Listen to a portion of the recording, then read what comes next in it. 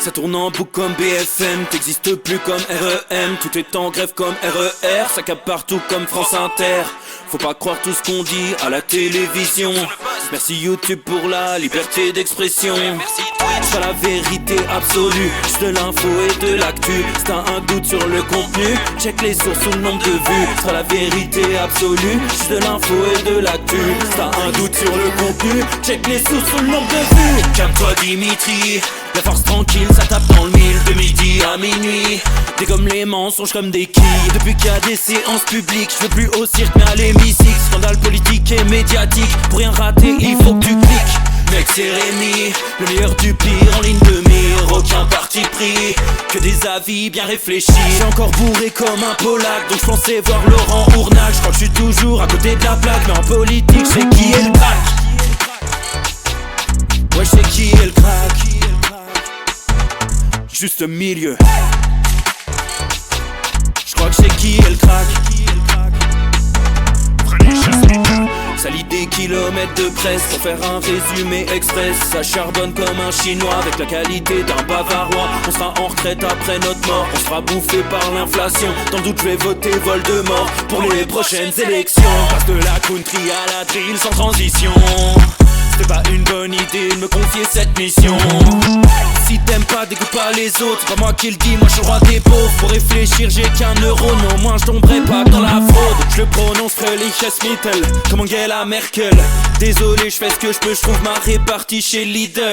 Des enquêtes exceptionnelles, pas de langue de bois et de l'humour. La revue c'est juste mensuel, les vidéos c'est juste tous les jours.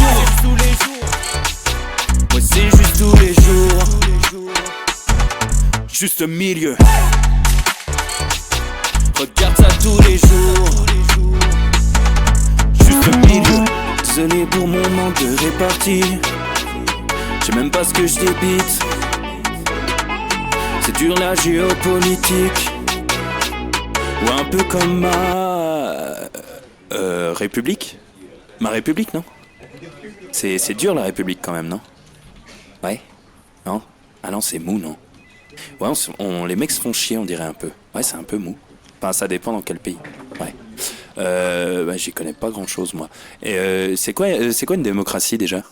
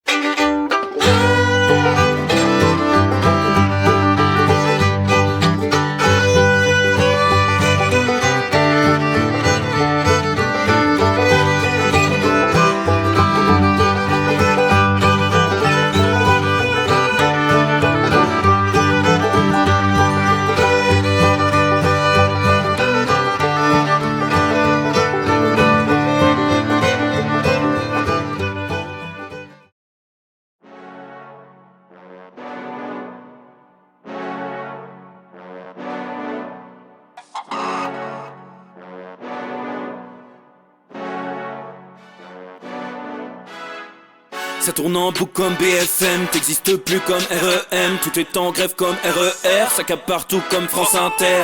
Faut pas croire tout ce qu'on dit à la télévision. Merci YouTube pour la liberté d'expression. C'est pas la vérité absolue, juste de l'info et de l'actu. Si t'as un doute sur le contenu, check les sources ou le nombre de vues. C'est pas la vérité absolue, juste de l'info et de l'actu. Si t'as un doute sur le contenu, check les sources ou le nombre de vues. Calme-toi Dimitri, la force tranquille, ça tape dans le mille. De midi à minuit, t'es comme les mensonges comme des quilles. Depuis qu'il y a des séances publiques, je veux plus au cirque mais à l'hémicycle. Scandale politique et médiatique, pour rien rater il faut que tu cliques. Mec c'est Rémi, le meilleur du pire en ligne de mire. Aucun parti pris, que des avis bien réfléchis. J'suis encore bourré comme un Polac, donc j'pensais voir Laurent Ournac. J'crois que j'suis toujours à côté de la plaque, mais en politique j'sais qui est le crack. Ouais j'sais qui est le crack. Juste milieu. J'crois que j'sais qui est le crack. Ça lit des kilomètres de presse pour faire un résumé express. Ça charbonne comme un chinois avec la qualité d'un bavarois. On sera en retraite après notre mort, on sera bouffé par l'inflation. Dans le doute je vais voter Voldemort pour les prochaines élections. Passe de la country à la drill sans transition. C'était pas une bonne idée de me confier cette mission. Si t'aimes pas, dégoûte pas les autres. C'est pas moi qui le dis, moi je suis roi des pauvres. Pour réfléchir j'ai qu'un euro, mais au moins je tomberai pas dans la fraude. Je le prononce Reliches Mittel, comme Angela Merkel. Désolé, je fais ce que je peux, je trouve ma répartie chez Lidl.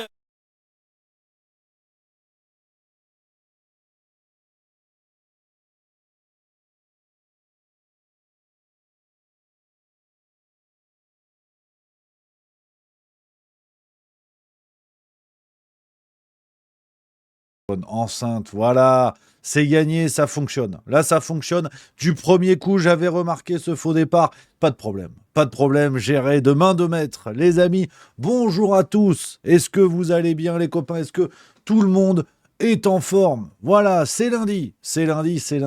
C'est ravioli, c'est spaghetti, c'est penne, c'est coquillettes, c'est tout ce que vous voulez, finalement, on s'en fout. Mais c'est surtout le plaisir d'être ensemble, les amis, pour cette nouvelle semaine de bonheur, nouvelle semaine des réjouissances, où on a plein de choses à se dire, évidemment, les amis. On va rattraper les actualités du week-end, on va repartir plein badin sur une belle semaine, quasiment un grand chelem, à part jeudi soir, je suis là tout le temps, donc ça va être sympatoche. Aujourd'hui, on va parler Cinoche aussi. Ah, vous n'avez pas vu venir celle-là. J'ai un coup de gueule sur du Cinoche. On a beaucoup d'actualités. On va se farcir Zemmour et Sarah Knafo dans la semaine. Ça s'est annoncé. Aujourd'hui, on va se farcir Bardella parce que c'est une pompe à vélo. On va rattraper tout ça. Les amis. Et surtout, on va être ensemble. On va se détendre. On va souffler. Le plus important, hein, face à ce monde complètement fou. Hein. Mais c'est de pire en pire. Mais gardons la hauteur de vue, gardons la tranquillité. Voilà, les amis. Alors, pour commencer, je remercie Flo All 59 pour le sub 24e mois. Merci beaucoup, les amis. Je prends vos petits messages. Il y a Triptyque qui dit place prise pour Bordeaux, impatient. Et bien moi aussi, on va s'amuser. Bordeaux la belle, Bordeaux la grande, Bordeaux la ville du cassoulet, la ville de la flamme cuche. J'en ai rien à foutre, je suis tellement gros, je mange de tout partout. Il n'y a pas de spécialité, j'en ai rien à foutre. Les amis, on a Ingrid Von Horstmann qui dit « Tu es là toute la semaine comme l'équipe de France a fait le grand chelem à ce tournoi. » C'est vrai, c'est du 4 sur 5, c'est vrai. Enfin, du 4 sur 5, tournoi à destination, ça fait 5 matchs, c'est ça. Babcom5 qui dit « Poutine est en tôle. » Alors pourquoi? J'ai pas vu passer ça. Qu'est-ce que c'est l'info? Dis-moi tout, camarade. Peut-être c'est du breaking news. Là, je suis pas au courant, donc il faut que tu me dises. On a quoi de beau? On a Crackpo qui dit hâte de te voir mettre une branlée vocale à Zemmour et Knafo. Bah non, mais enfin, c'est comment dire, une branlée vocale, enfin, toute proportion gardée, mais ils sont en train de me gonfler, c'est que ils pèsent rien. Je veux dire, ils pèsent Bubule, c'est la Team Rocket. Je veux dire, aujourd'hui, Zemmour et Knafo, ils sont deux. Faudrait leur trouver un Miaous, et c'est la Team Rocket. Je veux dire, ils pèsent Bubule, ils prennent une branlée par Ronflex et Carapuce, et tu les vois de partout. Donc ça m'énerve. Et en plus, ils jouent, enfin, ils mentent ouvertement aux gens. Il va falloir reparler de cette histoire. Mais voilà, t'en vas pas. C'est la blague sur Carapuce qui t'a énervé. J'ai pas entendu. Ah, super. Allez, file, va. Merci à Eterniae pour le sub 7e mois. Non, ce qui m'énerve, c'est qu'en plus, ils utilisent... Enfin, je commence à spoiler un peu le bordel. Donc voilà.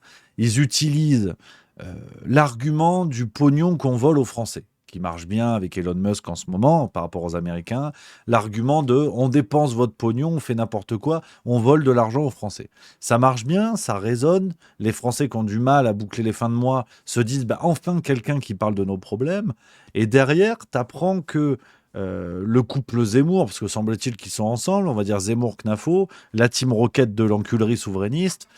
En fait, ils se font rembourser sur leurs frais de mandat des yaourts à 8 euros dans des palaces. Donc, si tu veux, on va me rétorquer, oui, mais bon, il y a des instances publiques qui servent à rien et c'est 8 milliards d'euros, c'est pas les mêmes montants. Évidemment que c'est pas les mêmes montants, mais en philosophie politique, on dirait que c'est pas le montant qui fait l'acte, c'est le fond, si vous voulez. C'est-à-dire que celui qui vole est un voleur, pas par rapport à l'ampleur du vol, pas par l'ampleur du bien qui a été dérobé. Que vous voliez 10 euros ou 1 million, ça fait de vous un voleur dans l'acte, en soi. C'est ça qui m'embête. C'est ça qui m'embête. Et on trompe les gens, on les prend pour des teubés, et on est en train de construire un nouveau truc.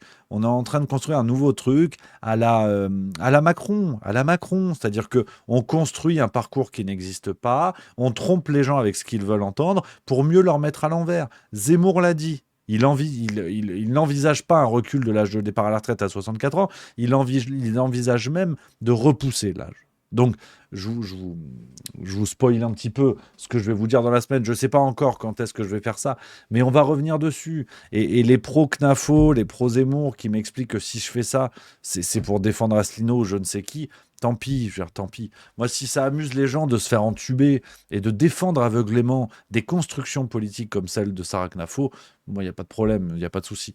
Donc voilà, non, on va revenir. Tu vois, je suis déjà un peu grognon. Je suis déjà un peu lancé dans l'affaire. On va y revenir. Merci à Sélénis23 pour le subprime, 31e mois. Merci beaucoup, les amis. Mister Serizao 76 qui dit bah oui mais Rémi tu es gauchiste aussi, c'est ça le problème. Ah putain oui, si seulement j'avais cette chance. Comme dirait Lucchini, je n'ai pas la hauteur de vue morale pour être de gauche, c'est ça le problème. Eterniae qui dit le bébé de Knafo, il y a des news, maintenant toujours pas. Mister Serizao 76 qui nous dit qui répond à Blueby 3. Quand on pense que Divisio ne veut pas venir ici, c'est franchement une mauvaise blague. C'est clair, autant qu'il reste dans sa médiocrité sur TPMP. Dossier réglé sur Fabrice Divisio, qu'on embrasse, il n'y a pas de problème. Mais bon, c'est normal. Chacun protège son précaré. Qu'est-ce que tu veux que je te dise? Donc voilà, c'est comme ça. Voilà. Mon Bigna Polo qui y est pourtant, que j'embrasse d'ailleurs. Et pourtant, si les exonérations de charges étaient supprimées, la retraite pourrait revenir aisément à 62, voire 60 ans. Ben oui, mais de toute façon, le but, c'est pas de résorber le trou de je sais pas quoi ou la dette ou je sais pas quoi. On va repousser la retraite tout ce qu'on peut pour exploiter les gens jusqu'au bout. Donc, effectivement, là, je vais ressembler à un affreux gauchiste, mais c'est toute la logique du néolibéralisme que d'exploiter les forces vives des gens jusqu'au bout. Donc, on s'en fout de la dette. On s'en fout. Quand tu as de la dette, tu n'empruntes pas, tu n'envisages pas d'augmenter ton budget militaire de plusieurs dizaines de milliards d'euros pour une menace qui n'existe pas. Quand tu as de la dette, tu ne gères pas la France comme elle est gérée depuis 2017. Depuis Macron, c'est 1000 milliards de dettes en plus. Alors le Covid, 200 milliards, 300 milliards. Bon d'accord, il en reste 700. Fourchette basse. Donc on s'en fout en vérité. La réforme des retraites, c'est le nouveau truc qu'on a trouvé pour... Enfin, la guerre en Russie, ou la dette, je ne sais quoi, c'est le dernier truc qu'on a trouvé pour entuber les gens. Mais le néolibéralisme vous exploitera jusqu'au bout. Jusqu'au bout du bout du bout du bout. Donc si un jour ils veulent mettre la retraite à 80 ans et qu'on est dans des pays suffisamment civilisés pour que les gens soient exploitables jusqu'à 80 ans et qu'ils l'acceptent, bah, ils ont raison de le faire. On a quoi d'autre dans les messages? Jojo l'astico sauteur qui dit allez Rémi fais péter le jingle, t'en meurs d'envie. T'inquiète pas, ça va venir. Mister Serizawa 76. Et d'ailleurs, Rémi, j'ai entendu Asselineau citer l'un de tes derniers shorts où tu préconises que les Américains reprennent Glucksmann. J'ai trouvé ça cool. Ben merci. J'étais pas au courant, tu vois. J'étais pas au courant. Ben c'est gentil. Ça me fait toujours plaisir. Moi, que ce soit Asselineau, Philippot, Sandrine Rousseau, mon grand-père. Quand on cite mon travail, je suis content, moi. Sib 85. Divisio en revient un peu de TPMP. D'autant plus maintenant qu'il sait qu'Hanouna serait avec Ozière. Oui, bon, ben voilà. Voilà, je ne vais pas aller plus loin. On a réglé nos comptes. On va pas par voie téléphonique privée. Je ne veux pas aller plus loin. Voilà. Bignapolo, je pense plutôt que nous sommes dans un monde néo-capitaliste. C'est l'argent, le brousouf, le Grisby qui compte. L'humain, on s'en fiche. Je suis bien d'accord. Merci à Isa Visa pour le sub 24e mois. Daniel 93 300, Divisio a pas mal balancé sur Hanouna dans les médias indépendants. Sur le plateau de TPMP, il ne peut pas parler car il se fait couper systématiquement quand il dévie. Pas sûr de le voir encore là-bas prochainement. Arrêtez de me gonfler avec lui, je vais être très clair. C'est pas vous, chers amis. Mais bon, hein. On n'a jamais vu des agneaux se plaindre du boucher. C'est-à-dire que si tu acceptes de ton plein gré d'aller à la boucherie, tu fermes ta gueule et tu fais l'agneau. Donc c'est trop facile d'y aller, prendre du pognon, faire la cagole et après expliquer de non, mais en fait là, maintenant j'arrête et je vais dire des vrais trucs. Que ce soit Divisio ou Tartampion, ou peut-être qu'un jour ce sera, je sais pas, comment il s'appelle le livreur là, Robert là, ou Norbert là, qui est chez TPMP, là, qui est sympa comme tout là. Roland, là, je sais pas quoi. Bon, au départ, le mec, il arrive, c'est la voix du peuple. Bon, finalement, il prend son pognon, il fait la cagole comme les autres. Donc, je n'ai pas de problème avec ça, mais qu'on joue pas non plus au révolutionnaire de salon quand tu vas te faire humilier dans une émission de merde qui est un mégaphone du système en place. Donc arrêtez de me gonfler avec Divisio. C'est pas contre vous, mais on va pas refaire le coup de Christine Kelly et Geoffroy Lejeune, tu sais, de ouais, mais en fait, ils ont dit quand même un truc qui balance un peu. Non, non. Au moment chaud, ils ont fermé leur gueule. Et où ils ont accepté de se faire humilier et où ils ont accepté de ne pas faire leur métier, point. Donc quand on bouffe à tous les râteliers, je le respecte, il n'y a pas de souci, mais qu'on ne me demande pas derrière de prendre au sérieux ce genre de démarche. Et c'est propre à Monsieur Divisio comme à plein d'autres gens, il n'y a pas de problème avec ça. Donc bon, voilà, faut pas non plus en faire des caisses, qu'on raconte pas n'importe quoi non plus. Donc voilà, les amis. Et là, il y a Shiraz 3005 qui nous sort une citation et c'est pas n'importe laquelle. Comme disait Sitting Bull. Donc déjà, on est chez les Indiens. Et ça me plaît.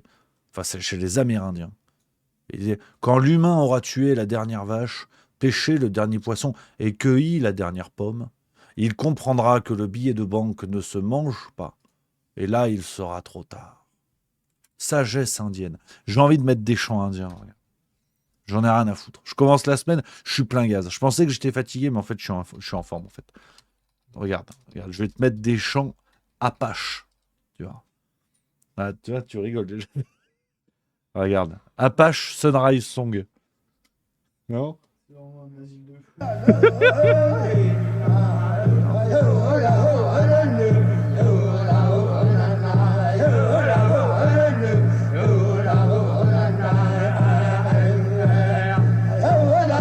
C'est bien.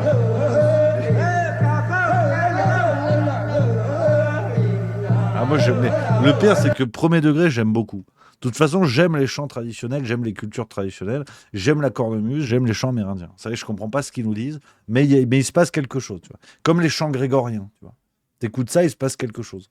Donc bravo à nos amis amérindiens, bon, qu'on ramassait quand même. Hein. Je suis obligé de parler de ça aussi.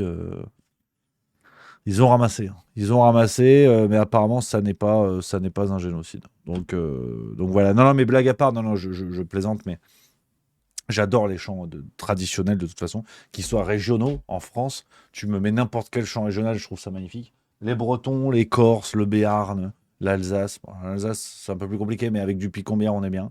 Les chants grégoriens, c'est sublime. Les chants de tradition musulmane, c'est magnifique. Les chants asiatiques, c'est magnifique. Alors, ils ont des instruments un petit peu plus aigus.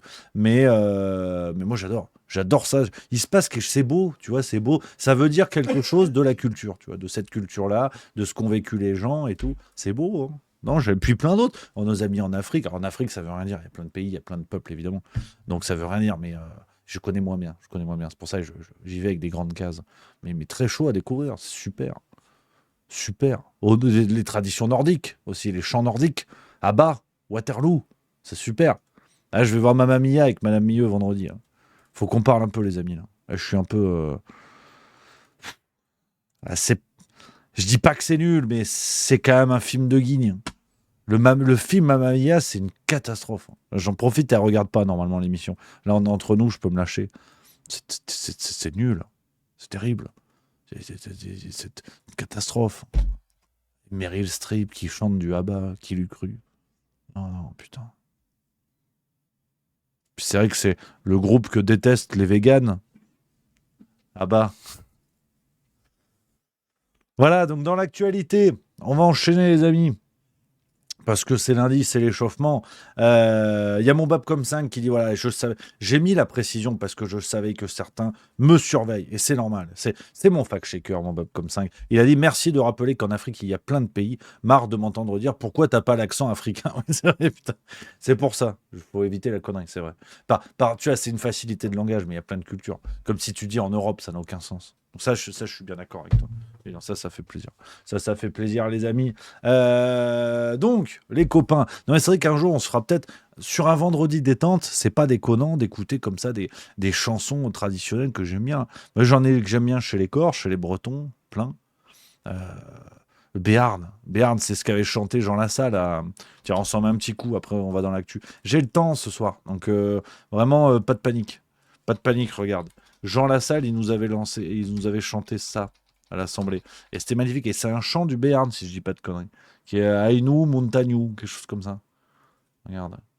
Après, je parle pas béarnais, donc voilà, mais. Attends, Non, monsieur Lassalle, vous n'avez pas la parole et me crie il n'y a. Ah non, c'est quand il s'énerve. Je crois que c'est celle-là quand il chante. Elle est magnifique cette séquence. C'est extraordinaire. Voilà, c'est magnifique, c'est ça. La parole est à monsieur Sarkozy. Monsieur le Président, Mesdames et Messieurs les députés, le Premier ministre vient. Monsieur, s'il vous plaît, vous pouvez vous asseoir et ne pas chanter dans cet hémicycle. Asseyez-vous. Monsieur, comment il s'appelle lui? Monsieur l'huissier, vous pouvez vous asseoir, s'il vous plaît. C'est magnifique. Cette séquence, elle est magnifique, j'adore. C'est tellement parlant, ça en dit long. Alors, on lui pardonnerait presque la trahison, Jean Lassalle, de rejoindre un sous-parti, un sous-fifre macroniste avec Willy Schrein, patron de la Fédération des chasseurs. Mais voilà, c'est sympa, c'est sympa. Alors, j'ai vu, et là, je vais étaler ma culture. La culture, c'est comme la confiture. Moins on en a, plus on l'étale. C'est Aurore Berger qui a dit ça. Et j'ai vu quelqu'un qui m'a parlé de la Cupo Santo. Et là, on va apprendre quelque chose. Attends, que je le retrouve dans le chat. C'est le camarade, la girafe 84, qui dit la Cupo Santo provençale. Eh ben, camarade, la Cupo Santo, si je dis pas de conneries. Ah non, en fait, j'allais dire une connerie. Je pense pas à ce chant-là. Je pensais à Vino Griego, qui est au départ un chant autrichien. Alors, de la belle époque, hein, pas l'époque moustache, hein, mais dans Cupo Santo, on va se l'écouter, c'est l'hymne provençal. Tu vois, finalement, on va s'en écouter aujourd'hui. Ouais, c'est ça, c'est ça.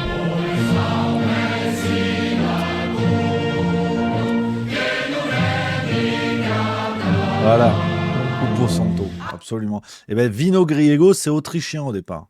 Voilà. Ouais, vin rouge. Ouais. Origine du Vino Griego, qui est... je vais vous passer la chanson, vous connaissez tous. Hein. Là, on est dans les chansons, on se fait plaisir. Regarde, c'est une banda, c'est une fanfare, on adore en plus. Regarde, c'est ça.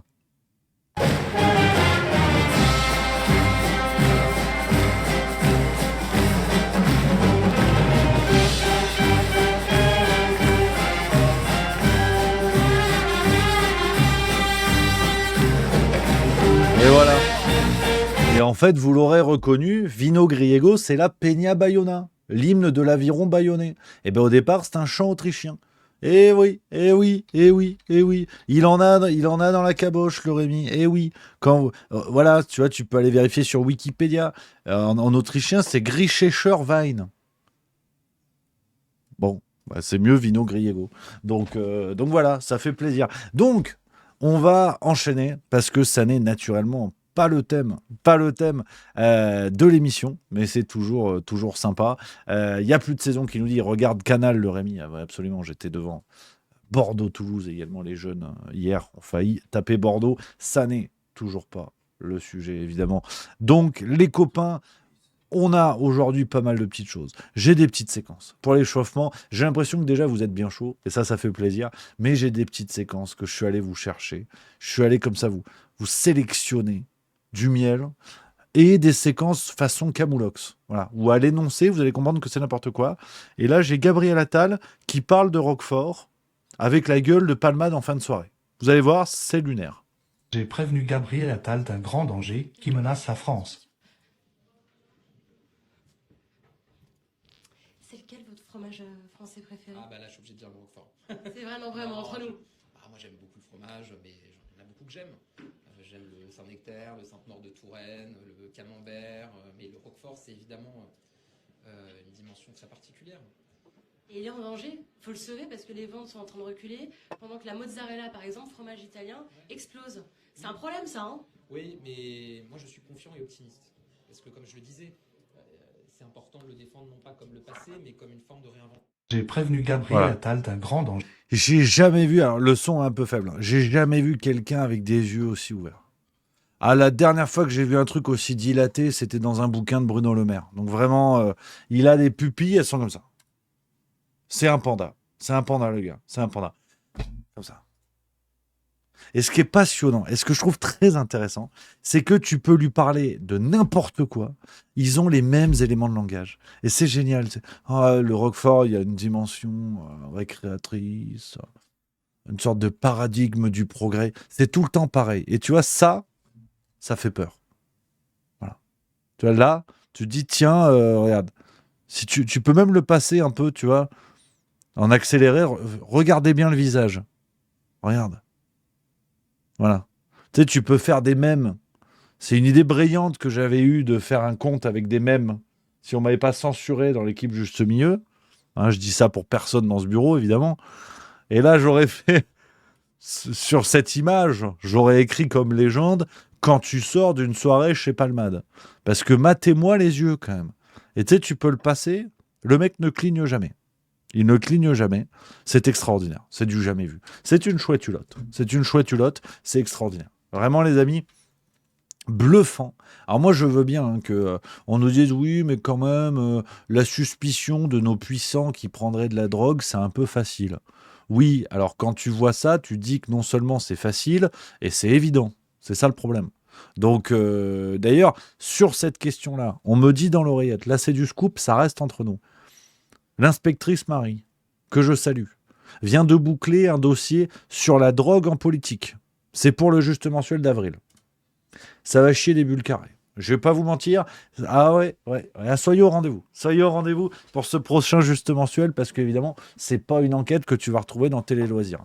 Et quand tu lis ce qu'on a mis dans le dossier, tu te dis qu'effectivement, Gabriel Attal, ce serait même con qu'ils prennent pas de la drogue. Parce que quand tu vois que tous les collègues en prennent, hein, on allait déterrer tous les petits bruits qui sont sortis dans la presse. Marie nous a compacté tout ça dans un dossier et tu te rends compte à quel point c'est évident la consommation de drogue dans nos élites.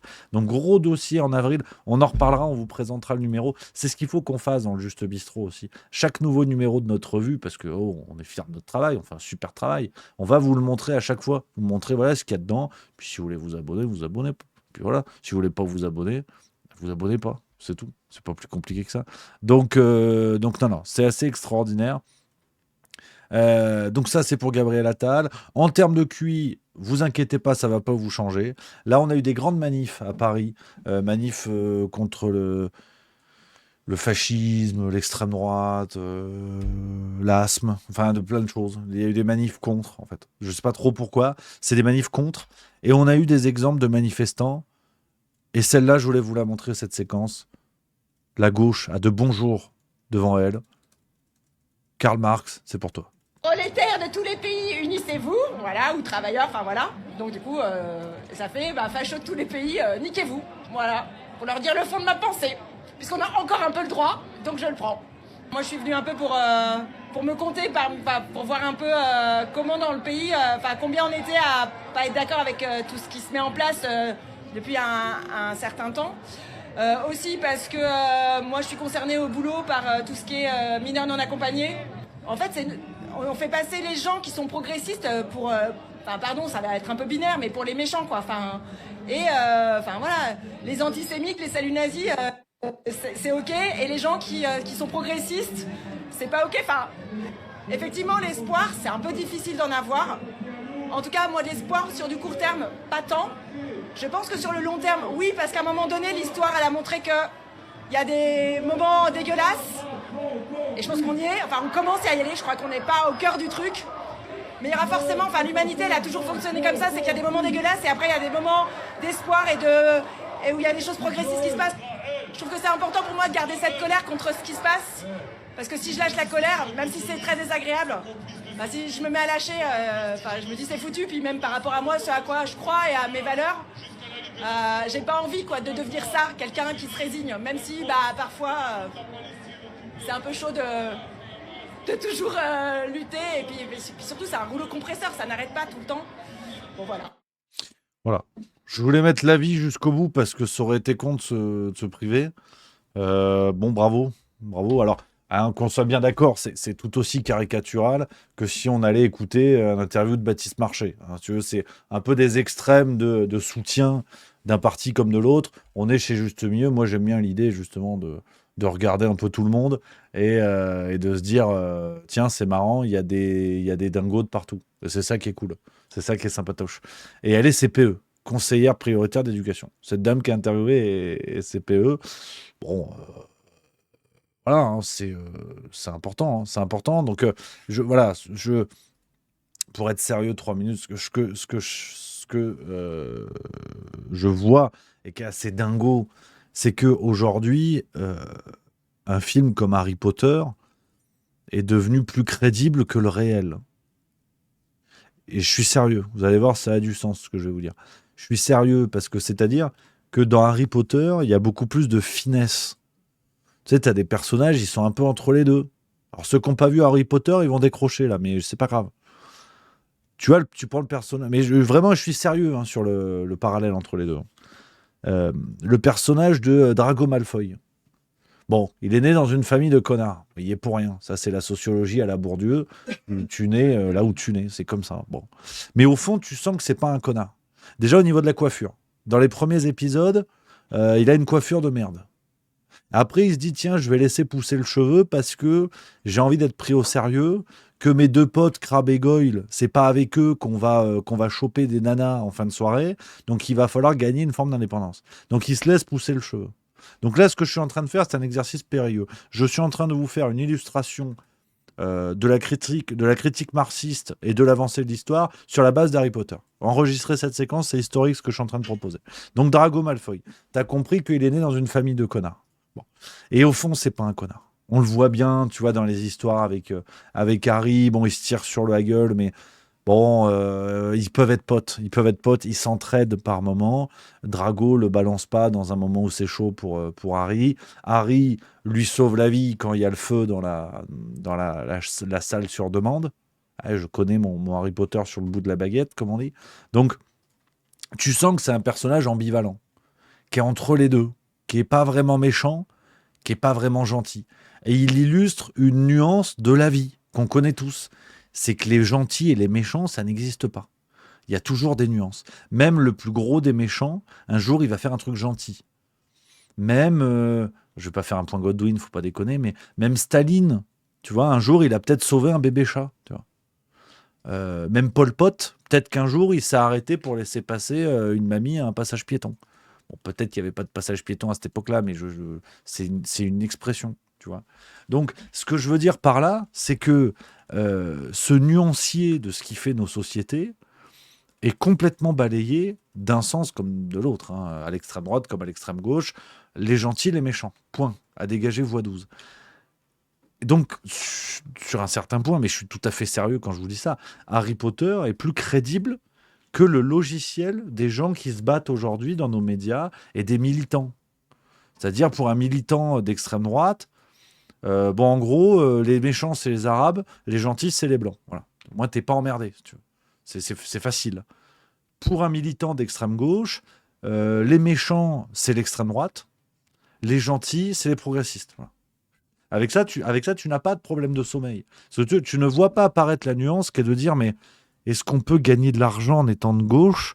Est-ce qu'il y a des méchants parmi les migrants ? Est-ce qu'il y a des progressistes à l'extrême droite ? Est-ce qu'on peut être écolo et voter Bardella ? Normalement, il explose, le mec. À ce niveau-là de QI, la militante qu'on vient de voir, tu lui poses ces questions-là, elle explose au contact.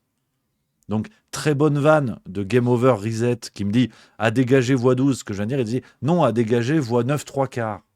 Voilà, c'est un fan d'Harry Potter, ça me plaît. Je vois que tu suis, absolument, très drôle. Donc Donc, très sérieusement, non, je prends ça à bon escient, les amis. C'est pas pour faire le crétin, mais pour vous dire que Harry Potter ou Star Wars ou je ne sais quelle saga grand public présente aujourd'hui une palette, un nuancier plus large de ce qui fait la réalité humaine que les débats qu'on nous pose aujourd'hui dans les médias. Pour en être bien conscient, hein. Je veux dire, on va reparler aujourd'hui en plus sur la question de l'antisémitisme, où c'est devenu le cirque, genre c'est n'importe quoi. Il y a une instrumentalisation de cette cause qui est extraordinaire. Mais vraiment, vous prenez chaque personnalité politique de premier plan qui passe dans les médias, regardez à quel point le logiciel est binaire, quoi. Et qu'il n'y a aucune complexité, aucune nuance, ce qui amène forcément ces gens-là à des contradictions terribles et qui les décrédibilise ad vitam aeternam. Vous prenez la gauche, par exemple, qui chiale sur Bolloré en disant « Mon Dieu, un milliardaire qui achète des médias », tu dis « Mais que fait ce bon vieux Mathieu Pigasse, propriétaire des Inrocks, qui avait dit dans Libération il y a environ 2 mois qu'il allait mettre sa fortune à disposition de son idéologie ?» C'est pareil. Donc quand tu dis ça à ces gens-là, ils explosent parce qu'ils ne sont pas crédibles. Ils ne sont pas crédibles. Et ils voient bien que leurs contradictions ne résistent pas au moindre examen. Donc les plombs sont en train de fondre. Et l'exemple de cette dame, si vous voulez, pour moi, c'est pas à elle que j'en veux. Parce qu'elle, elle y est pour rien. C'est une citoyenne comme nous, citoyenne de bas étage. Ce serait trop facile de se moquer de cette dame. Parce qu'au fond, cette dame est d'abord le résultat de la propagande qu'on impose dans les débats. Et qu'en tant que militante, elle n'a pas d'autre choix que de redonner les éléments que lui donne le parti auquel elle croit, peut-être LFI ou les écolos, ou j'en sais rien en vérité. Donc là aussi, on est dans une illustration du diviser pour mieux régner. Tant qu'on se met sur la gueule entre citoyens de bas étage, nous tous, hein, c'est pas que cette dame, hein, nous tous. Hein. Tant qu'on se met sur la gueule à dire « mais regardez la séquence TikTok de la militante cheveux bleus qui dit des conneries », ben, comment on en arrive là en fait ? Qu'est-ce qui fait qu'un militant de gauche, il y a 50 ans, c'est quelqu'un qui défend les ouvriers, qui écoute quelqu'un comme Georges Marchais qui expliquait que l'intérêt de l'ouvrier national primait toujours sur l'intérêt de l'ouvrier étranger et que c'était l'exploitation capitaliste qui faisait qu'on mettait en concurrence des travailleurs de pays différents. Comment ce militant de gauche, 50 ans plus tard, il a chié sur les droits individuels en période de Covid. Aujourd'hui, il est complètement aveuglé par la question du progressisme et il ne comprend même plus en fait ce qu'il défend. Et il ne comprend plus que ce qu'il défend aujourd'hui est à l'opposé de ce qu'il défendait hier. C'est ça que je trouve très intéressant. De voir comment ce militant de gauche ou ce militant de droite, on peut faire la même chose, hein, on peut faire le même glissement. Comment ce militant-là a glissé à ce point-là, est devenu son opposé en vérité. Et on a eu une question récente qui démontre cette supercherie, c'est la question des voitures électriques. Regardez Tesla. Il y a 6 ans, il y a 5 ans, Tesla c'était génial, c'était le progrès, il fallait Tesla et c'est super et tout. Aujourd'hui avec Elon Musk, tu vois des progressistes de gauche qui collent des stickers en disant j'ai acheté ma voiture avant Elon Musk ou Elon Musk nazi pour se donner bonne conscience, sans comprendre qu'ils sont les pigeons d'un système capitaliste qui leur a mis dans la tête le fait que être écolo, c'était consommer autrement. Mais le plus important, c'est pas autrement, c'est consommer. Quand vous achetez une voiture électrique, vous achetez d'abord la tranquillité morale, le fait de se dire « je suis du bon côté ». Mais en fait, tu consommes. Donc le capitalisme, que tu sois écolo ou néo-nazi, il s'en branle à partir du moment où tu sors la carte bancaire. C'est ça qui est intéressant. Donc les écolos sont en train de les écolos qui ont acheté une Tesla en s'achetant de la bonne morale, aujourd'hui se rendent compte que finalement ils ne sont pas du bon côté du manche. Alors ils collent des stickers à grand renfort d'Elon Musk nazi et compagnie. Donc c'est passionnant ce qui se passe parce que c'est l'illustration de ce que nous ont dit des grands penseurs sur la société qui est la nôtre. J'en parlais avec Paul Cadens. Je vous invite à voir l'interview sur la chaîne, les amis, si vous ne l'avez pas déjà vu. C'est l'un des meilleures interviews que j'ai pu vivre. Je dis pas faire, parce que ça, c'est pas destiné, mais un des meilleures interviews que j'ai pu vivre pour vous sur Juste Milieu, c'est avec Paul Cadens. On a parlé de ces questions-là, justement. Je vous mets le lien sur le chat si ça vous intéresse, où on est revenu là-dessus, sur l'héritage intellectuel du marxisme. Au début, ça fait peur, et on essaie de décrédibiliser le marxisme en disant « Oui, mais bon, les milliards de morts du communisme. » Oui, tout à fait. Mais regardez le nombre de morts aujourd'hui imputables au capitalisme. Il y a match, hein. Alors c'est pas une bagarre mortuaire, mais c'est un peu facile de dire le communisme, enfin Marx a tué des gens à cause de l'application de ses textes par le communisme. Bon, si on mesure le nombre de morts liés à l'application du capitalisme, il y a match, hein. il y a match. Hein. Si tu prends le nombre de morts liés au nucléaire, par exemple, depuis la bombe nucléaire, avec cette question de progrès technique, progrès scientifique, cette recherche de l'armement toujours plus puissant pour régner et compagnie, en fait, ça fait un beau bilan aussi. Hein. Donc, c'est intéressant tu vois, de se dire que ce match, on ne le met jamais sur la table. Bref, on ne va pas refaire l'interview, et Paul Cadens le dit beaucoup mieux que moi, évidemment. Mais tout ça pour dire que le communisme, enfin le marxisme, qui n'est pas le communisme, le marxisme, on le juge néfaste parce qu'on veut bien le juger néfaste. Mais si on pose la même question sur le capitalisme, je ne suis pas certain que quelqu'un puisse nous défendre sérieusement. Sur le bilan du capitalisme, j'ai fait les comptes, il y a 14 morts. Je ne suis pas sûr, je ne suis pas certain. Donc, parce que l'Amérique qui vient nous sauver pendant la Seconde Guerre mondiale, c'est aussi une Amérique capitaliste, hein, déjà, à ce moment-là. Donc, si tu comptes les morts sur les champs de bataille, par exemple, pour que l'Empire américain puisse s'assurer le droit de jouissance sur le marché européen post-Seconde Guerre mondiale, si tu comptes les morts sur les champs de bataille, ça fait du monde. Et du coup, ça nous amène à une question encore plus complexe. Les morts soviétiques, tu les comptes où ? Attends, merdez. Donc tu vois, non, bon, enfin bref, je vais pas refaire l'histoire. Mais là, en ce moment, je suis marxiste. Donc là, je te le dis, j'y vais à fond. Et je sais que... Mais c'est pour le débat. Et j'aime bien parce qu'il y a Léviathan qui dit « Camarade Rémi », ça commence à se voir, hein, camarade. Mais absolument. Mais je le revendique. Pour les copains qui sont d'extrême droite, qui me prennent pour le gauchiste du siècle, écoutez certains grands discours de Jean-Marie Le Pen. Et vous allez être étonnés. Alors, loin de moi l'idée de vous dire que je me revendique de Jean-Marie Le Pen, qu'on soit bien d'accord. Mais sur ce que je vous dis, sur la concurrence capitaliste, enfin la concurrence qui est créée entre les ouvriers pour le développement du capitalisme, écoutez certains grands discours de Jean-Marie Le Pen au début des années 2000. Ça va vous faire tout drôle. Parce que si vous pensez que ce que je vous dis là est gauchiste, alors pour vous, Jean-Marie Le Pen, ça va être Che Guevara. Donc les amis de droite qui pensent que être de droite ou d'extrême droite, c'est lutter contre la gauche intellectuelle, contre le marxisme, contre ces grands penseurs-là, écoutez ce que disait Jean-Marie Le Pen, d'ailleurs sur un discours d'Alain Soral, pour l'un des discours, il faut le rappeler quand même, très beau discours, s'il en est, écoutez ce qu'il disait. Alors là, si ce que je vous dis est gauchiste, va falloir vous changer votre carte de membre, parce que ça va vous étonner. Et à l'inverse, pour les communistes d'aujourd'hui, par exemple, qui se disent le communisme, c'est la défense des travailleurs de tous les pays, machin et tout, vous n'avez rien compris. Écoutez ce que disait Georges Marchais, grand leader communiste dans les années 60-70, écoutez ce qu'il disait sur la concurrence entre les travailleurs. Il disait ce que dit aujourd'hui une partie de l'extrême droite, et encore, bon, ils ont un peu glissé. Mais Georges Marchais avait des propos très très durs sur le fait que des ouvriers étrangers viennent en France pour tirer les salaires vers le bas. Et Georges Marchais, en bonne application marxiste, expliquait que le problème n'était pas que des étrangers viennent en France, c'est qu'ils venaient en France parce que le système capitaliste l'avait voulu, pour que les salaires soient tirés vers le bas dans différents pays. Et que, camarades de tous les pays, unissez-vous, prolétaires de tous les pays, unissez-vous, l'idée c'est de défendre les intérêts de tout le monde, mais dans son pays. Et ne pas rentrer dans une logique capitaliste qui visait à faire des travailleurs une monnaie d'échange, comme des biens, hein, la libre circulation des biens et des personnes, c'est aussi ça, c'est qu'on va échanger des travailleurs dans le but de tirer les salaires vers le bas. Et ça, c'est ce que disait Marchais dans les années 70, leader communiste. Aujourd'hui, on n'a pas un leader d'extrême droite, ou à peine, qui dit ça. Et effectivement, dans le chat, il y a Asie Crypto qui dit, à côté, Mélenchon, c'est Dora l'exploratrice. Mais complètement. Complètement. On est parti un peu dans tous les sens dans cette émission, mais je trouve ça passionnant de revenir là-dessus. C'est un sujet qui me passionne et que je trouve chouette parce que c'est intéressant de prendre d'analyser notre politique actuelle, mais avec le temps long, en prenant du recul.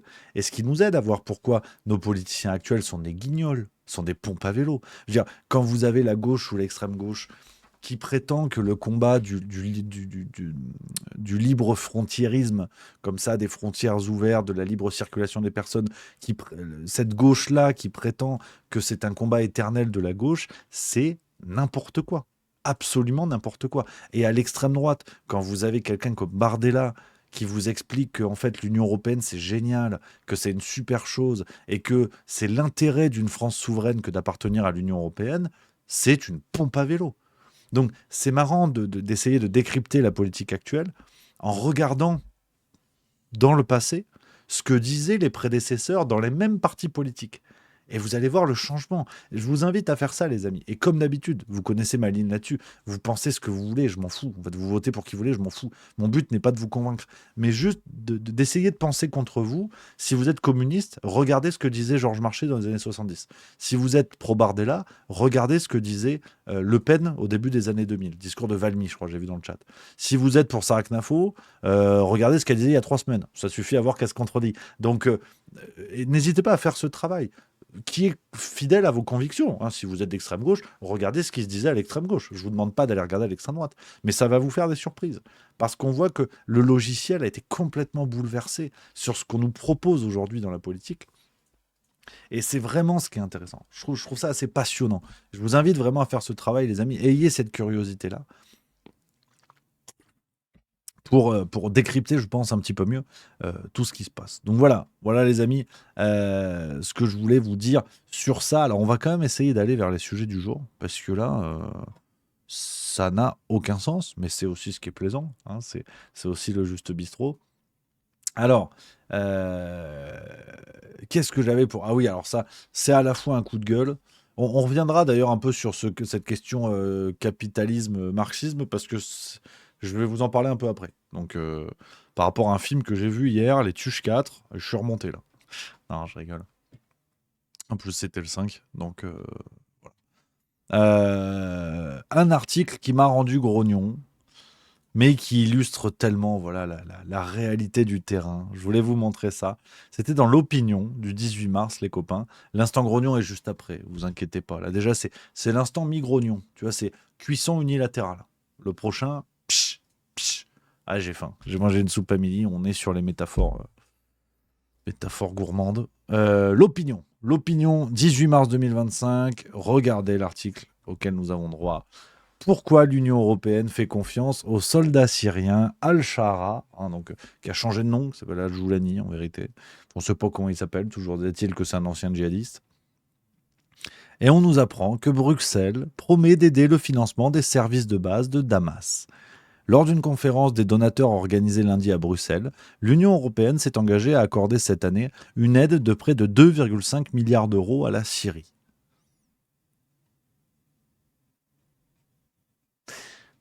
Voilà, j'ai pas plus à vous dire. Donc l'Union européenne va aider un régime dirigé par des anciens djihadistes. Je mets des guillemets à anciens, pas à djihadistes. Bon, ça va mieux, parce qu'on nous a dit Al-Joulani... qui est son nom de guerrier, il a changé pour s'appeler Al-Shara. Enfin, les médias sont prêts à tout pour nous faire croire qu'il y a une normalisation occidentale. Donc bientôt, ils vont nous dire, en fait, il s'appelle Michel Pignon. Il a décidé. Bon, pour l'instant, on va dire Al-Joulani, qui est un ancien djihadiste, d'une des branches les plus terribles de la zone. Mais là, on nous a dit, mais premier degré, on a suivi le dossier dans le Juste Bistrot. Malheureusement, je ne vous raconte pas de conneries. On nous a dit, oui, mais ça va mieux. Parce que il s'est coupé la barbe et il met un costume. Donc ça va mieux. Donc 2,5 milliards d'euros de l'Union européenne pour un pouvoir d'obédience djihadiste, si j'ose dire. Tu vois, un djihadisme d'atmosphère. Qu'est-ce que vous voulez que je vous dise de plus ? Voilà. Et pendant ce temps, bien sûr, en France, toujours plus de taxes vertes, d'éco-taxes, de je ne sais quoi, pour financer le fonctionnement de l'Union européenne. Sinon, voilà.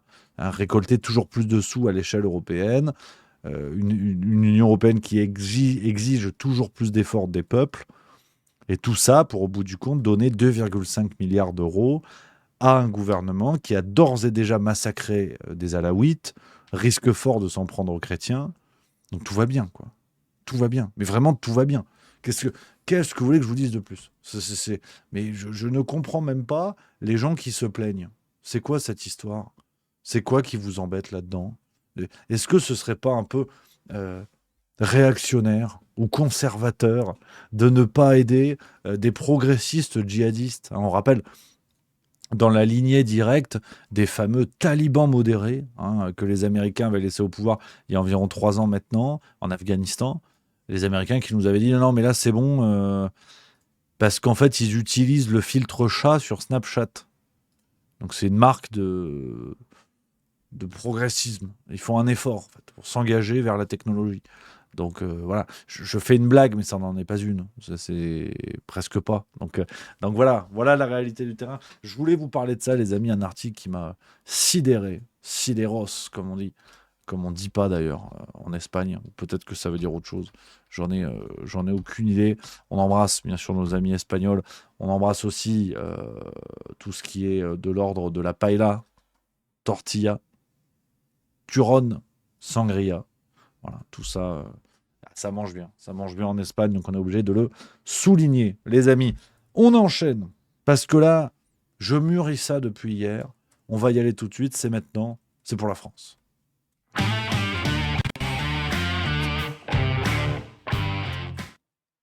Ah, c'est le coup de gueule.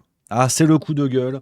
Un coup de gueule cinématographique que j'ai aujourd'hui, qui revient un peu sur le débat qu'on avait juste avant. Mais je suis estomaqué, à la fois admiratif et apeuré, qu'on en arrive encore à faire ce genre de film. Hier, je suis allé voir, je vais vous montrer la bande-annonce, je suis allé voir Mickey 17, alors qui n'est pas la sextape de Mickey qui fait un gangbang avec ses copains, ça n'a rien à voir. C'est un film réalisé par Bong Joon-ho, qui a eu la Palme d'Or à Cannes pour Parasite, qui avait eu plein de prix pour Parasite, alors qui n'est pas non plus le biopic de Manuel Valls. Parasite, qui est un film, donc c'était en 2019, Palme d'Or. On pourra regarder la bande-annonce aussi de ce film si vous voulez. Et là, il est revenu avec une super production américaine. Mais vraiment super. Il y a du pognon. Tu sens qu'il y a du pognon. Mais pour produire ce genre de daube, je trouve ça extraordinaire. Je vous montre la bande-annonce et après, on papote. Bonjour Mickey, ressentez-vous des vertiges? Attends, je vais vous la mettre en VOSTFR parce que on connaît les pénibles du cinéma là, avec vos cigarettes électroniques. Tu regardes pas en VO les films? Moi je peux pas moi. Franchement, ça fait 6 ans, je regarde tout en VO. Le jeu d'acteur, ça fait la diff. Ouais, mais après bon, je me promène pas mal en anglais, donc moi je peux plus regarder en VF. Non mais les doublages. Non, mais c'est dégueu. Allez vous faire enculer. Non, mais je vous le dis, non, mais il faut pas dire les gros mots. Je sais, on m'a dit, il y a des enfants, Rémi, arrête les gros mots. Mais les pénibles, qui nous font des grands raisonnements, alors qu'ils ont niveau B1 en anglais. On vous connaît. Tout ce que vous avez regardé en VO, c'était Harry Potter, parce que vous l'avez vu 7 fois. Et que quand tu as compris Wingardium Leviosa, tu as compris Wingardium Leviosa. Donc, vous nous énervez, les spécialistes du sous-titre. Là. Vous êtes des pompes à vélo. Il y en a peut-être dans la famille Juste Bistrot. Posez-vous les bonnes questions. On vous connaît. Ah ouais, non mais moi je peux plus. Non mais franchement, je comprends pas les gens qui profitent pas du jeu d'acteur. Non, arrête, tu nous énerves. C'est énervant. Voilà. Pour moi, en termes d'ennemis du peuple que je désigne, les serveurs italiens dans les restos, les serveurs dans les restos italiens, je ne vais pas revenir sur ce dossier, je le considère comme classé, mais c'est surtout les pénibles de la VO. Vous nous emmerdez. Vraiment, tu vois, tu as vu, le visage est fermé. Donc, arrêtez maintenant. Si c'est des trucs en VF, c'est des trucs en VF. Vous arrêtez de nous emmerder. Donc, je vais quand même la mettre en VOST pour les pénibles. Considérez que c'est la première et la dernière fois. J'étais très emballé par ce film. J'étais très emballé par la bande-annonce. Je trouvais ça sympa. Je trouvais ça un peu barré. L'idée me plaisait beaucoup. Et c'est la première fois. Et je viens de relire là, en fait, le synopsis sur le site d'Allociné, pour être sûr de ce que je vais vous dire. Et en revoyant la bande-annonce, ça confirme ce que j'allais vous dire. C'est la première fois que j'assiste à... Vous savez, il y a les fake news. On nous a assez tartiné avec ça. Il y a les fake films. C'est-à-dire que alors, je ne suis pas le plus grand des cinéphiles. C'est la première fois que j'assiste à un film où la bande-annonce est trompeuse. Mais vraiment trompeuse. La bande-annonce et le synopsis qu'il y a sur Allociné, on va aller voir sur Rotten Tomatoes, voir un peu ce qu'ils disent aussi, qui est l'équivalent américain d'Allociné, si vous voulez, voir un peu la bande-annonce qu'ils nous sortent en anglais, parce que moi, regarde les films en VO. Bon, pas recommencer. Voilà. Donc en plus, il est où? Je comprends rien. Voilà. Ouais, donc c'est bien, ça n'a rien à voir. C'est bien ça confirme. En fait, donc l'histoire, vous l'avez compris, je vais essayer de pas divulgacher comme disent nos amis canadiens, enfin québécois. Donc voilà, je vais aller pas plus loin que la bande d'annonce, mais quand même un peu, parce que je vous explique pourquoi je me suis senti floué. I was flued. Je crois que là j'ai envie de le dire. Je me suis senti floué parce que dans ma tête, et j'étais content, tu vois, j'avais hâte d'aller au Cinoche hier. Je m'attendais en fait à un film un peu barré, avec un personnage, donc celui de Robert Pattinson, qui joue Mickey 17. On le devine à la bande-annonce, qui a un peu des galères dans la vie, et qui, va dans un monde dystopique où le capitalisme, les grandes entreprises, grâce à la technologie, ont développé quelque chose pour réimprimer les employés, réimprimer les ouvriers, et les exploiter à l'infini. Ce personnage-là, il va signer, ce qui est un truc un peu classique, et en fait, il ignorait à quel point ça va être une galère, et c'était à la fois une critique du capitalisme, de ce à quoi peut mener la technologie, et puis il va arriver des péripéties au personnage, quoi. Et donc, je m'attendais vraiment à ça, à un truc avec un propos un peu social, tu vois, un propos un peu intéressant et intelligent sur le croisement entre le capitalisme et la technologie, ce que ça peut faire de pire dans le monde de demain si l'éthique ne reprend pas le pas, tu vois. Et en fait, je me suis fait avoir. Parce que il y a cette idée en toile de fond, on va pas déconner, il y a cette idée, mais en fait, il n'y a pas du tout de critique du capitalisme. Et on le voit enfin, pas exactement. On le voit dans la bande-annonce. Le personnage joué par Mark Ruffalo, alors là, je vais rentrer un peu dans les spoils, ceux qui ont prévu de le voir, désolé. Donc ce personnage-là, joué par Mark Ruffalo, je vous le donne en mille. À votre avis, c'est quoi? Une caricature de Donald Trump. Et en fait, l'histoire repose sur, certes, cette technologie qui permet de réimprimer les individus, mais dans le cadre d'une colonisation d'une planète. Colonisation menée par un personnage politique, donc qui est celui que je viens de vous montrer, joué par Mark Ruffalo, qui a échoué dans ces 2 dernières élections, et donc qui décide d'aller s'établir avec une colonie d'1 million de personnes environ sur une autre planète. Et donc en fait, les 30 premières minutes où il pose l'histoire du film, et j'ai trouvé ça assez sympa, visuellement c'est plutôt chouette, les musiques sont cool, les acteurs sont bons, après moi comme dit, je suis pas le cinéphile du siècle, donc je ne peux pas juger le jeu d'acteur, à part dans quelques pornos de haute qualité, les jeux d'acteurs, je suis pas, voilà. Mais puis au moins il n'y a pas de dialogue, t'es pas emmerdé avec les sous-titres. Mais bon, en fait, une fois que le contexte est posé dans les 30 premières minutes, tu te rends compte que le propos n'est pas du tout celui-là.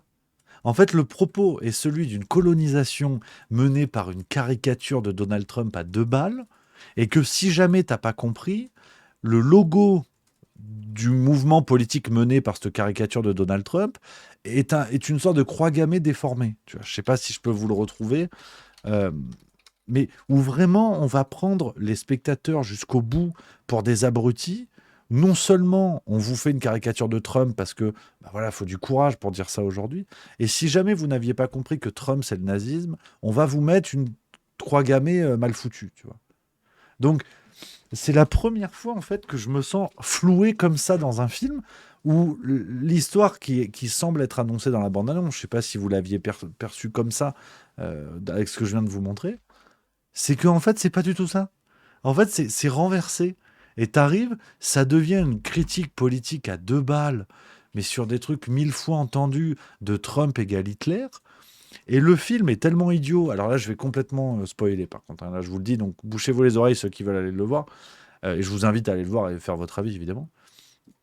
Donc en fait, les 30 premières minutes, ça développe un peu ce que dit la bande-annonce, donc ça, on est bon.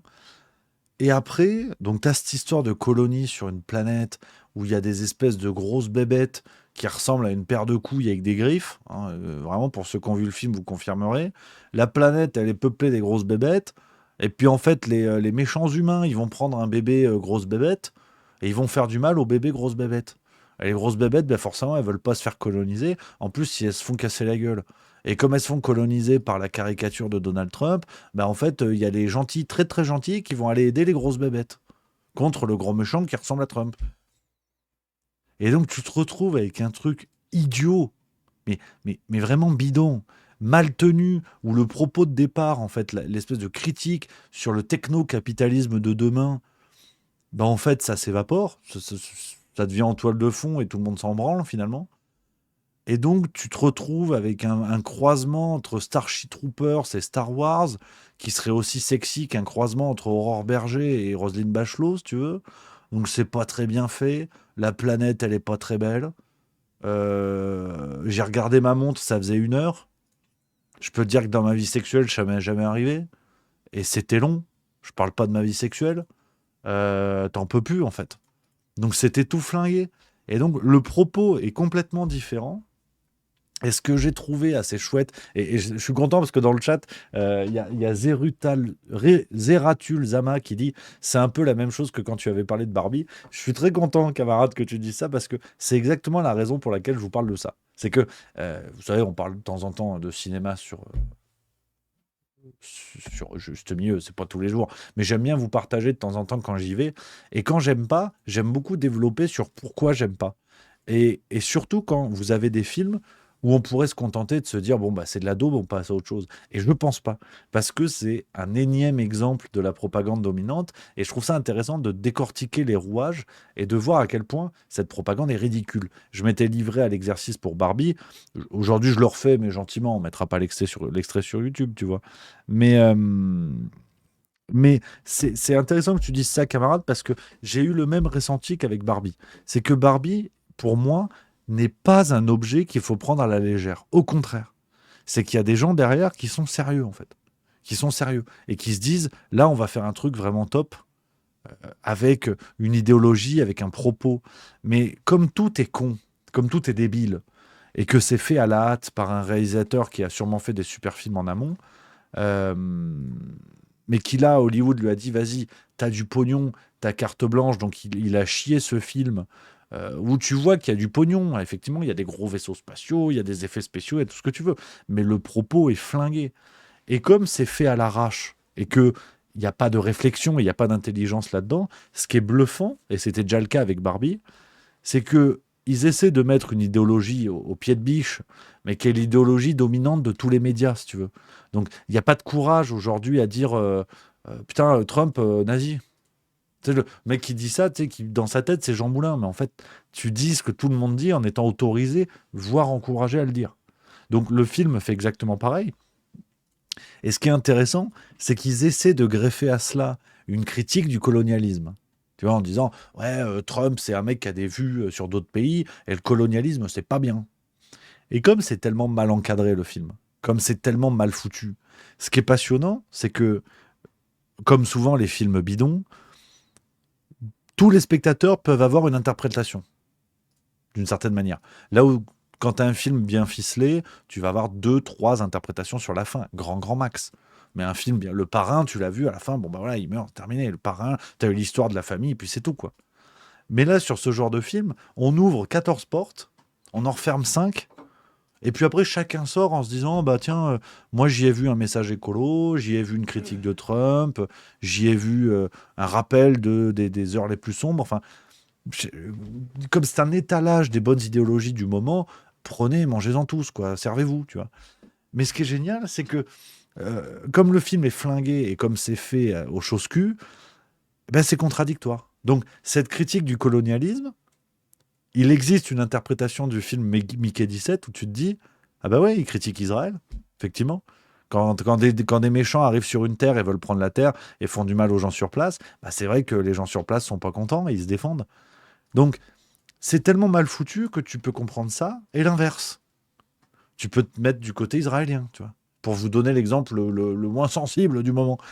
Et c'est là où c'est génial, c'est que tu vois que les trucs sont bidons.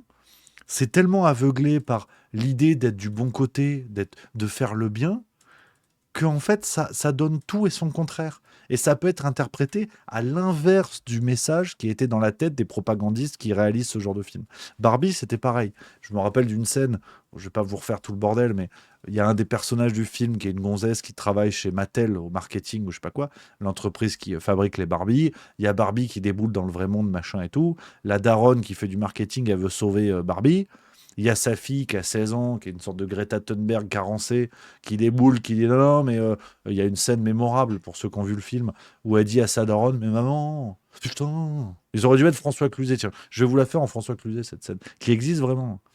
Mais maman, putain, mais Barbie, c'est le stéréotype de la femme. On va pas sauver Barbie, putain, maman. Barbie, c'est le fascisme. Voilà. Alors pour ceux qui ont vu le film, ils reconnaîtront cette scène qui se fait dans le réfectoire du lycée. Tu vois, je suis précis. Hein. Donc blague à part. Il y a donc la jeune là, qui nous fait une chiasse que Barbie c'est le fascisme, mais textuellement. Hein. Textuellement, dans le film, elle dit c'est le fascisme. Je vous invite à voir le film en VO pour ceux qui cassent les couilles. Vous allez voir. Sauf que 3 minutes après, la fille embarque avec sa mère pour aller dans le monde de Barbie, sauver Barbie. Donc tu te rends compte que si tu prends premier degré le film, ben en fait, la jeune fille, elle va sauver le fascisme. Donc c'est là où ce genre de film, je pense qu'il faut au contraire le regarder très attentivement parce que ça dit beaucoup de choses de l'idéologie du moment. Des idéologies qui sont fragiles, qui sont friables, qui sont contradictoires. Donc je pense qu'au contraire, il faut le regarder. Il faut le regarder très attentivement et il faut analyser ça. Je trouve ça passionnant. Donc hier, je me suis régalé avec un film de merde, tu vois.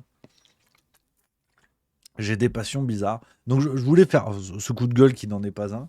Mais je suis déçu. Tu vois, je me suis fait un cinoche, j'étais content. Bon, déjà, j'ai pas eu de M&M's.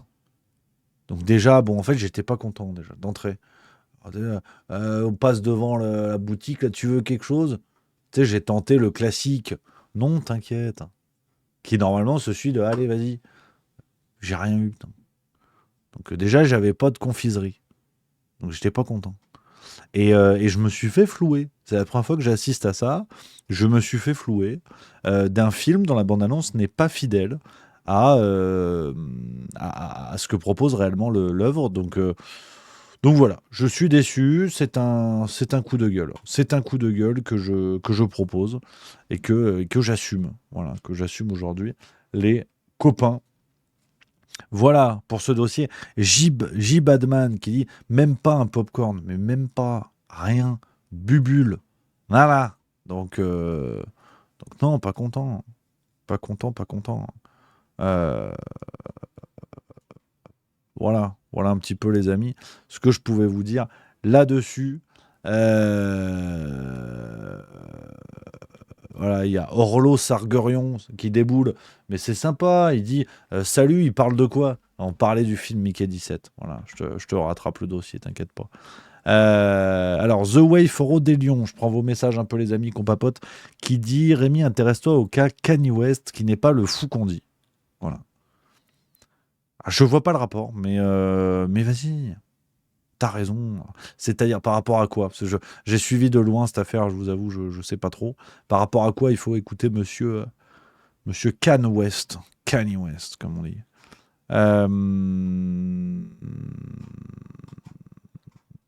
Alors, attends, il y a News 2000 qui dit le réalisateur est un marxiste, mais il a pas mal de problèmes avec Warner et aux USA, les réalisateurs n'ont pas le director's cut. Alors peut-être, j'ai aucune idée de ce que tu dis, peut-être. Donc voilà un petit peu les amis, ce que je pouvais vous dire là-dessus, sur ce coup de gueule. On va revenir demain, c'est juste bistrot, voilà, c'est une belle semaine les amis, il est quasiment 18h, c'est du plaisir, c'est du bonheur, voilà. On va se retrouver demain on va parler, on a pas mal de choses, je vous l'ai dit, cette course à la lutte contre l'antisémitisme qui devient ridicule, on fera un point poil de Jordan Bardella.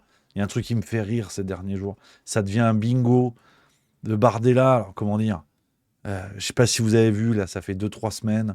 Il fait des interviews. Un coup, il a des lunettes. Un coup, il a de la barbe. Un coup, il a de la barbe et des lunettes. C'est terrible. Il a l'impression que le fait de dissimuler son visage avec une barbe et ou des lunettes, ça va permettre de dissimuler la faiblesse de ses propos. Mais en fait, tu prends un testicule, tu lui dessines une moustache, ça reste un testicule. C'est terrible à dire, mais c'est comme ça.